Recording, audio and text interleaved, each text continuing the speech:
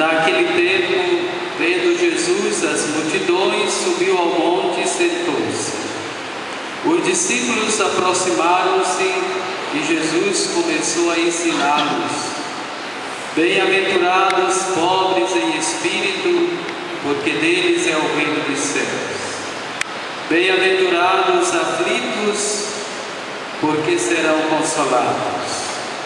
Bem-aventurados mansos, porque possuirão a terra. Bem-aventurados que têm fome e sede de justiça, porque serão saciados.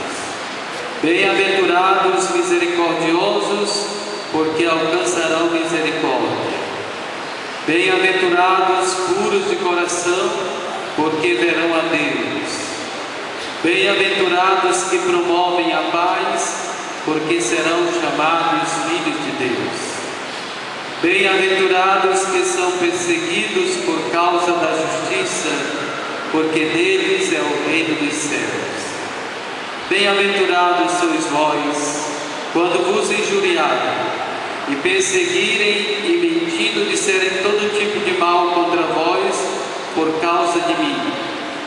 Alegrai-vos e exultai, porque será grande a vossa recompensa nos céus. Palavra